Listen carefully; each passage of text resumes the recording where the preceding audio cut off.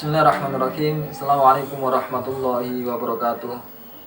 Baik teman-teman, di dalam kesempatan kali ini saya akan sedikit memberikan atau berbagi sebuah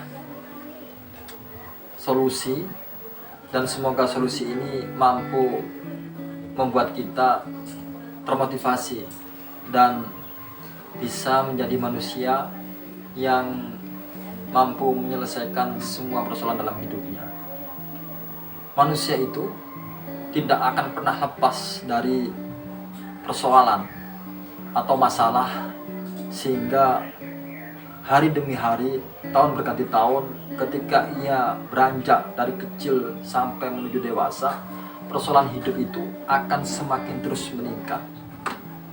Tidak dipungkiri itu, sehingga kita harus menemukan sebuah penawar atau obat yang mampu memecahkan masalah yang setiap harinya itu menghampiri diri kita masing-masing. Berbicara masalah penawar itu, ada sebuah hadis yang Rasulullah itu berikan kepada umatnya, dan hal ini bisa membantu kita untuk menyelesaikan semua persoalan dalam hidup kita. Apa itu? Hadis ini itu diriwayatkan oleh Abu Hurairah.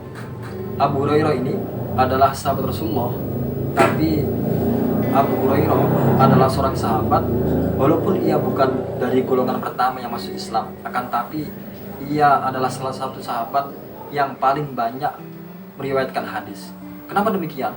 Karena ketika Rasulullah itu hadir di majelis ilmu, Abu Hurairah ini sering sekali menghadiri, dan bahkan ia jarang untuk absen. Karena ia begitu cintanya terhadap ilmu, sehingga ia pernah karena menahan lapar yang menghinggapi dirinya, kemudian ia itu di atas tanah sampai bergulung-gulung. Dan para sahabat yang lain ketika melihat kejadian hal itu menganggap bahwa Abu Hurairah ini sakit step atau kejang. Hal itu ia lakukan karena ia begitu menahan laparnya dan tidak kuat untuk menahan lapar, sehingga ia melakukan gulung-gulung di atas tanah. Nah, ini satu titik poin yang harus kita ambil, bahwa ketika kita menuntut ilmu itu tidak pernah boleh ada rasa putus asa. Karena para sahabat dulu itu ketika menuntut ilmu, ia pernah sampai merasakan menahan lapar sampai sebegitu rupa.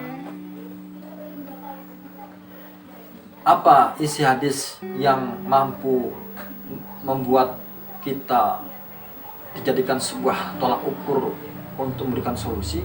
Di sini Rasulullah bersabda, "Ma ijtama'a qaumun fi baitin min buyutillah yatluna kitaballah wa yatadarasunahu bainahum illa nazlat alaihim." Tidaklah berkumpul sebuah kaum di dalam rumah, yaitu di rumah Allah Subhanahu wa taala, kemudian ketika ia berada di rumah Allah, mereka membaca kitab Allah dan juga mempelajari isi kandungan kitab Allah Subhanahu wa taala. Ketika ada seorang hamba yang menyempatkan waktunya atau menghabiskan waktunya untuk membaca kitabullah dan juga mempelajari isi kandungan kitabullah, maka ada 4 hikmah yang akan diberikan Allah kepada hamba itu. Apa hikmah itu? Yang pertama adalah as-sakinatu, yaitu ketenangan. Jadi orang yang selalu dekat dengan Quran, tidak ada ceritanya kalau hidupnya itu tidak bahagia. Pasti akan punya ketenangan dalam hidupnya, punya harta berlimpah, punya rumah mewah, kemudian punya mobil yang menawan. Itu tidak menjadikan seorang itu tenang. Jadi tenang itu, ketenangan jiwa itu tidak bisa diukur dari bentuk materi. Akan tapi ketenangan batin atau jiwa justru akan hadir ketika manusia itu dekat dengan Al-Quran. Jadi poinnya itu.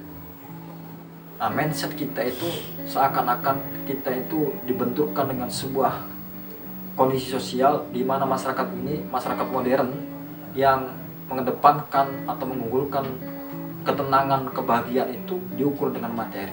Dan ini adalah paradigma yang salah, mindset yang salah, cara pandang yang salah yang harus kita tinggalkan itu. Karena ukuran ketenangan, kebahagiaan itu akan muncul ketika kita dekat dengan Al-Quran. Yang kedua, Gisyayathumur rahmah. Jadi orang yang dekat dengan Al-Quran dan mempelajari isi kandungan Al-Quran, maka rahmat itu akan menyelimuti dirinya. Jadi Allah hujani dengan rahmat. Allah akan berikan rahmatnya langsung untuk orang yang dekat dengan Al-Quran. Ini kan sebuah hadiah atau keistimewaan yang Allah berikan langsung kepada orang yang dekat dengan Al-Quran. Jadi hidupnya ini penuh dengan keberkahan. Karena definisi berkah itu kan ziyadatul khair, bertambahnya sebuah kebaikan. Jadi sifat atau konteks berkah itu semacam itu. Rezeki atau kesehatan, bisa dikatakan hidup ini berkah karena kita selalu diliputi oleh rahmat, kebaikan Allah Subhanahu wa taala. Kemudian yang ketiga, orang yang dekat dengan Al-Quran, maka Allah akan berikan hafathumul malaikatu, yaitu para malaikat itu akan mengerumuni dirinya. Para malaikat itu akan mengelilingi terhadap orang yang selalu dekat dengan Al-Quran atau mempelajari isi Al-Quran. Begitu indahnya hidup. Kita kalau misalkan dikelilingi atau dikerumuni oleh orang-orang yang kita cintai, itu kebahagiaannya sangat luar biasa. Apalagi ketika kita baca Al-Quran, duduk kemudian mempelajarinya, para malaikat pun itu mengelilingi kita, mengerumuni kita. Begitu istimewanya orang yang selalu membaca Al-Quran. Dan yang terakhir, zakarahumullahu fiman indahu, dan Allah itu akan menyebut-nyebut namanya, nama orang yang membaca Al-Quran dan mempelajari isi Al-Quran itu di kalangan para malaikat, bahwa ini adalah si fulan yang selalu dekat dengan Al-Quran. Coba kita bayangkan Allah, atau kita ilustrasikan, kalau semisal kita berada di posisi sebagai orang yang selalu disebut-sebut oleh guru kita. Kita itu kan ada kepuasan batin atau kebahagiaan dengan sendirinya, karena nama kita sering disebut-sebut oleh guru kita di depan teman-teman kita yang lain. Lalu bagaimana kalau misalkan Allah saja ini yang langsung menyebut nama kita, dan sebutan itu Allah sampaikan di kalangan para malaikat.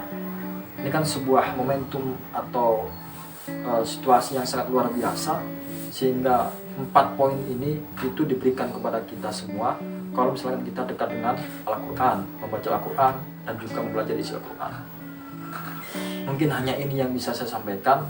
Jadi 4 poin ini harus teman-teman ingat, bahwa ketenangan, rahmat, dan para malaikat akan mengelilingi dirinya, dan Allah juga akan menyebut-nyebut namanya di kalangan para malaikat bagi kita yang mau dekat dengan Al-Quran, bagi kita yang mau membaca Al-Quran dan mempelajari isi Al-Quran. Sekian dari saya, kurang lebihnya saya minta maaf, dan semoga ini bisa menjadikan penawar buat kita dan kita bisa mampu menjalani kehidupan ini dengan kenikmatan, kebahagiaan, dan ketenangan. Sekian, wassalamualaikum warahmatullahi wabarakatuh.